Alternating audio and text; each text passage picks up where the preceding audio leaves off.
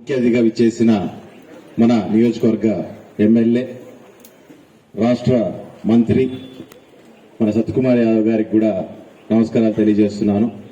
మరి దాంతోపాటు మరీ ఇక్కడికి వచ్చేసిన అక్కచెల్లెళ్ళందరికీ కూడా పేరు పేరు నమస్కారాలు తెలియజేస్తున్నాను.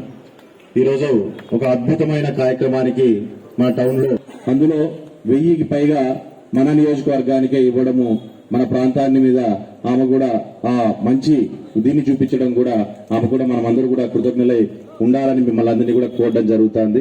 దాంతో పాటు ఈరోజు ఈ కార్యక్రమాన్ని దీన్ని ఓన్లీ ఏదో 10,000 5,000 రూపాయలు పనిముట్లు ఏదో మనకి ఇస్తున్నారు లేదా స్టిచ్చింగ్ మిషన్ ఇస్తున్నారనే దయచేసి మీరు ఆ రకంగా ఆలోచన చేయొద్దండి. దీంట్లో చాలా ముఖ్యంగా గతంలో ఇచ్చేవారు. గతంలో ఏ రకంగా ఉండేదంటే ఎవరైనా కుట్టు మిషన్లు కావాలా మేము నేర్చుకుంటామంటే కుట్టు మిషన్లు ఎవరెవరున్నారు లిస్టు తీసుకొని రాసుకొని ఇచ్చేస్తే కొంతమంది దాన్ని ఉపయోగపెట్టుకునే వాళ్ళు, కొంతమంది దాన్ని తీసుకొని పోయి మనం అమ్మేసుకొని ఏదో ఆ రోజుకి మనం పని జరుపుకునేటోళ్ళం. కానీ ఈ ప్రభుత్వం కూటమి ప్రభుత్వం వచ్చినాక ఈరోజు నారా చంద్రబాబు నాయుడు గారు కావచ్చు, పవన్ కళ్యాణ్ గారు కావచ్చు, మొత్తం అందరూ ఒక ఆలోచనతో అంటే మనం మన గవర్నమెంట్ నుంచి ప్రజలకు ఒక పని చేసి పెట్టామంటే అది 100కి 100 రూపాయలు వాళ్ళ సొంత కాళ్ళ మీద వాళ్ళు నిలబడడానికి వాళ్ళకి ఆ స్వశక్తిని మనము వాళ్ళు పని చేసుకునే విధానాన్ని మనం నేర్పించినట్లయితే మాటికి సంక్షేమాన్ని మనం తోయాల్సిన అవసరం లేదు. వాళ్ళ కష్టం మీద వాళ్ళు నిలబడుకునే పరిస్థితి ఈ రాష్ట్రంలో తీసుకురావాలనే ఒకే ఒక కారణంలో, దాంతో పాటు అతి ముఖ్యంగా ఎక్కడైనా సరే ఏ కుటుంబమైనా సరే ముందుకు నడవాలంటే అందులో మహిళలది చాలా ముఖ్య పాత్ర మీరు పోషిస్తుంటారు. ఇప్పుడు మేము మగవాళ్ళు ఎవరైనా సరే బయటకు పోయి 10 పనులు చేసుకోవాలన్నా ఇంట్లో మీ సపోర్ట్ ఉంటేనే అంతో ఇంతో మేము కూడా ఏమంతే కదా, మీ సపోర్ట్ ఉంటే మేము ఎంత దూరం వెళ్ళిపోగలుగుతాం, ఎవరెస్ట్ అయినా ఎక్కుతాము, ఆకాశానికైనా ఎరగలుగుతాం అనమాట. మీ సపోర్ట్ అయితే మేము అవన్నీ ఏం చేయలేము.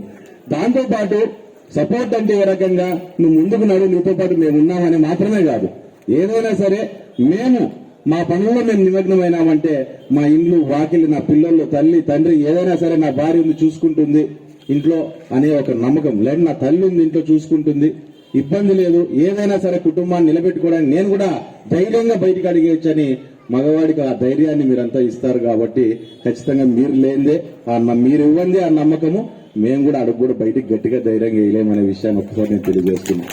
దాంతో పాటు కుటుంబ బాధ్యతలను మగవాళ్ళు మాత్రమే కాదు ఆడవాళ్ళు కూడా నిలబెట్టుకోగలగాల, ఆడవాళ్ళు కూడా కుటుంబ బాధ్యత తీసుకోగలగాల, కుటుంబాన్ని నిలబెట్టుకోగలగాల అని చెప్పి గట్టిగా నమ్మిన వ్యక్తి మనకు చంద్రబాబు నాయుడు గారు. ఆ విషయాన్ని మనం గుర్తుపెట్టుకోవాలా.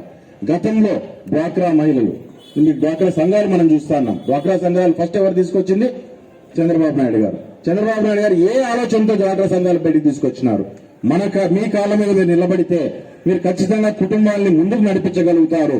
మీరు ఆర్థిక స్వాతంత్రాన్ని ఇంట్లో మహిళలు సాధించుకోగలిగితే ఖచ్చితంగా ఆ కుటుంబం ఇంకా ముందుకు వెళ్తుంది.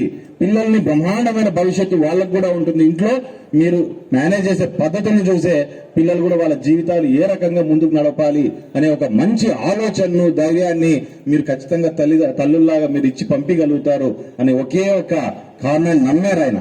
ఎందుకంటే ఆయన ఇంట్లో కూడా అదే పరిస్థితి. చంద్రబాబు నాయుడు గారు యాడ రాజకీయం చేసినా భువనేశ్వర్ గారు అంతకుముందు హెరిటేజ్ చూసుకుంటాను కాబట్టి ధైర్యంగా ఈయన కానీ కొడుకు కానీ లోకేష్ గారు కానీ బయటికి పోయి రాజకీయం చేయగలుగుతారు, ఇంత రాష్ట్రాన్ని ముందుకు నడిపించగలుగుతున్నారు. కాబట్టి దాన్ని అర్థం చేసుకోగలిగారు. నా ఇంట్లో పరిస్థితి ప్రతి ఇంట్లోనూ ఉండాలనుకున్నారు. దాంట్లో భాగంగానే ఈ కార్యక్రమాన్ని కూడా తీసుకొని వచ్చారు. ఈ రోజు 3 నెలలు ట్రైనింగ్ ఉంటుంది మనకు. 3 నెలలు ట్రైనింగ్ ని మీరు ఏంట్రా అబ్బాయి ఏంది 3 నెలలు ట్రైనింగ్ అయితే కానీ కుటుంబిషన్ లేరా అని దయచేసి ఆలోచన చేయొద్దండి.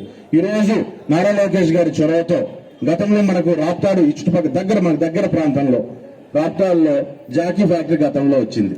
ఎన్నో ఇబ్బందులు పెట్టి ఆ రోజు జాకీని డబ్బులు అడిగి బెదిరించి ఆ రోజు జాకీ అనే ఫ్యాక్టరీ దగ్గర 6,000 మంది మహిళలకు ఉద్యోగ అవకాశాలు కలిగించే పరిస్థితి ఉన్న జాకీ ఫ్యాక్టరీ ఖాళీ చేసి వెళ్ళిపోయే పరిస్థితి వచ్చింది.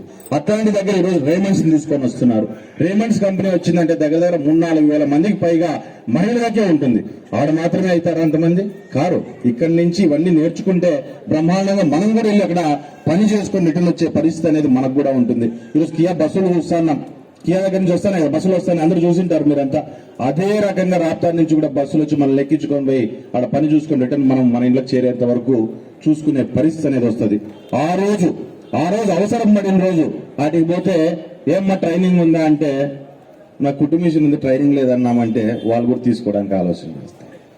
ఏ కంపెనీ అయినా సరే ఈరోజు ఏ కంపెనీ అని రేపు పొద్దున మన ధర్మవరంలో ఇంకో కంపెనీ రావచ్చు. ధర్మవరంలో కంపెనీ వచ్చినప్పుడు కూడా ఏం పరిస్థితి అంటే ఆ 3 నెలలు మళ్ళీ మనం ట్రైనింగ్ తీసుకొని ఆ సర్టిఫికేట్ తీసుకొని మళ్ళా పోయి జాబ్కి అప్లై చేసుకోవాల్సిన పరిస్థితి అనేది చాలా వరకు వస్తుంది.